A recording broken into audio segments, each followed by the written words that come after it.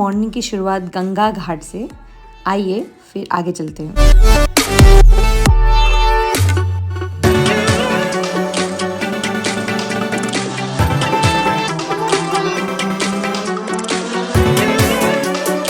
बनारस आकर काशी विश्वनाथ नहीं गए तो कहाँ गए, लेकिन यहाँ कैमरा अलाउ नहीं है, बहुत प्रोहिबिटेड है। इसकी वजह से मैंने वीडियो नहीं कर पाई, बट लोकल मार्केट्स घूमे और फिर हम चले गए समोसा कचौड़ी खाने, जो कि यहाँ का सबसे लाइक इम्पॉर्टेंट चीज़ है। आपको बनारस में फ़ास्ट फूड इज़ लाइक मस्त मस्त मस्त, तो मैं आपको एड्रेस दे दूँगी, वहाँ डेफिनेटली जाए और खाएँ।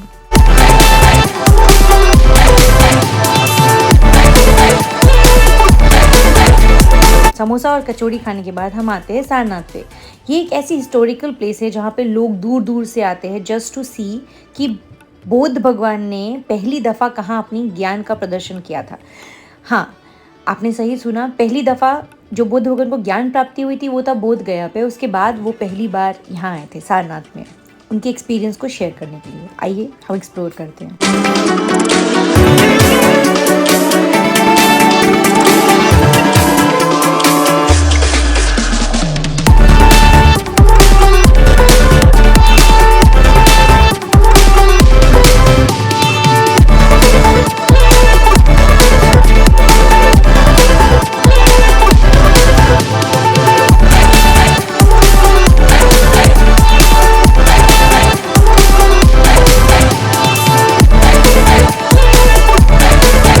फिर हम चलते हैं BHU की तरफ, बनारस हिंदू यूनिवर्सिटी।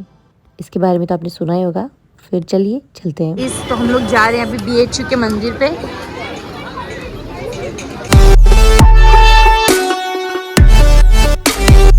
ऐसा कहा जाता है कि पंडित मदन मोहन मालवीय जी को ज़मीन की ज़रूरत थी ताकि वो एक यूनिवर्सिटी का निर्माण कर सके। वो काशी नरेश जी के पास गए और काशी नरेश जी ने उनको कहा, एक पहर तक, मतलब कि सुबह से शाम तक अगर आप अपनी पाँव से जितना भी ज़मीन को कवर करते हैं आपको उतना ही ज़मीन मिल जाएगा। तो मदन मोहन मालवीय जी ने शुरू कर दिया अपना यात्रा और रात से सुबह तक वो बस चलते ही रहे और उन्होंने 1360 एकड़ ज़मीन उन्होंने अपने पाँव से कवर किया और उनको उतना ज़मीन प्राप्त हुआ और वहाँ उन्होंने यूनिवर्सिटी का पहला निर्माण किया।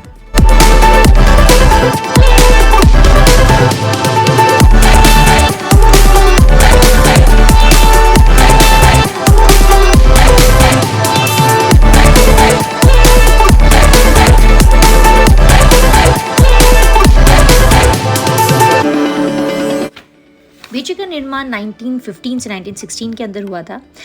ऐसा कहा जाता है कि पंडित मदन मोहन मालवीय जी ने फंड्स के लिए किंग और व्यापारियों से रिक्वेस्ट करना शुरू किया। तभी उनको किसी ने कहा कि हैदराबाद में जो निज़ाम है उनके दरबार में जाए, क्योंकि वो बहुत बड़े प्रमोटर रहे हैं एजुकेशन के लिए। तो जब वो वहाँ जाते हैं तो निज़ाम डायरेक्टली बोलते हैं कि आपको हिंद यूनिवर्सिटी, जो बनारस हिंद यूनिवर्सिटी है, उसमें से हिंद निकालना पड़ेगा, तभी वो डोनेट करेंगे। तभी जो हमारे मोहन मालवीय जी है उनको ये चीज़ पसंद नहीं आता और वहाँ से निकल जाते हैं। तभी निज़ाम अपना शूज़ खोल के उनको दे देते हैं as a gift, as a insult. तभी मालवीय जी को ये ज्ञात होता है कि ये शूज़ को वो ऑक्शन में चार मीनार पे रख देते हैं। जैसे ही वो ऑक्शन पे चार मीनार पे रखते हैं तो उनकी ऑक्शंस होना शुरू होता है और निज़ाम की जो मम्मी है उनको जब पता चलता है इसके बारे में कि ख़ानदानी शूज़ नीलाम हो रहे हैं तो वो बिल्कुल आते हैं और उनको उसी दाम पे ख़रीद के लेके जाते हैं। और फर्दर जो मालवीय जी है वो यूनिवर्सिटी का एक्सपांशन करते हैं और 5वां गेट जो यूनिवर्सिटी का BHU का जो 5वां गेट है उसका नाम आज भी हैदराबाद है।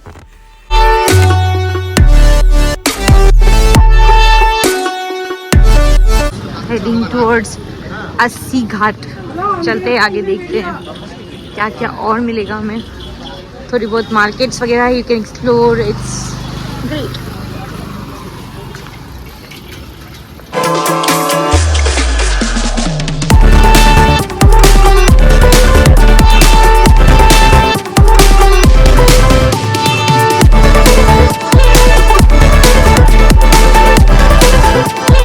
शाम हो रही थी और 80 घाट पे स्नान करने के बाद हमने पिया चाय, गरम गरम चाय, जो कि वहाँ पे लेमन टी मिलती है बिल्कुल, और बहुत शांत लग रहा था। और हमने सोचा कि क्यों ना इवनिंग के टाइम जो 80 घाट पे जो इवनिंग का प्रेयर होता है वो एंजॉय कर कर फिर हम अपने रूम के लिए निकले। आइए आपको एंजॉय करवाते हैं।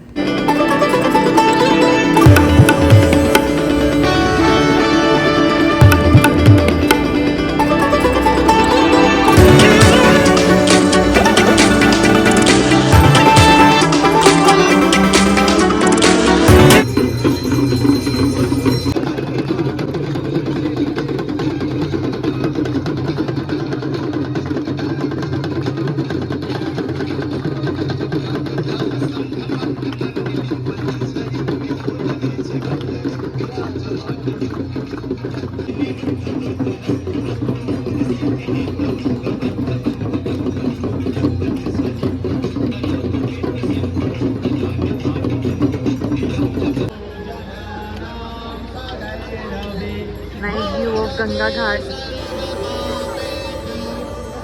गंगा घाट की आरती एंजॉय करने के बाद हम निकलते हैं लोकल मार्केट की तरफ। Unexplored markets, and we are exploring right now in the evening. There is lots of crowd, especially इस दुकान पे, I don't know why.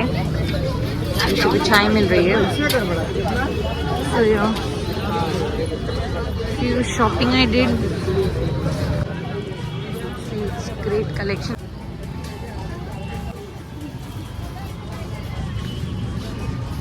कुछ खरीदा मैंने बेसिकली यहाँ से।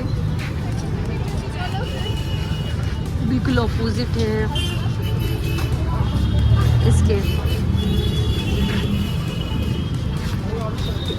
So that's all. I did my shopping. Now I'm going to my room, changing, and you can see here also there are lots of amazing clothes. It's just opposite of Central Bank of India. So yeah, trendy collection.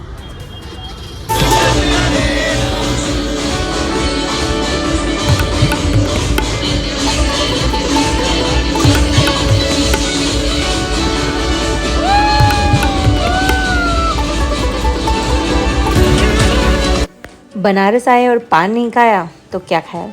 चलिए अब पान खाते हैं और फिर निकलते हैं बिहार की तरफ। फिर मिलते हैं बिहार के ब्लॉग पे, नेक्स्ट ब्लॉग पे। Till then like, share and subscribe and do not forget to press the bell icon. Enjoy.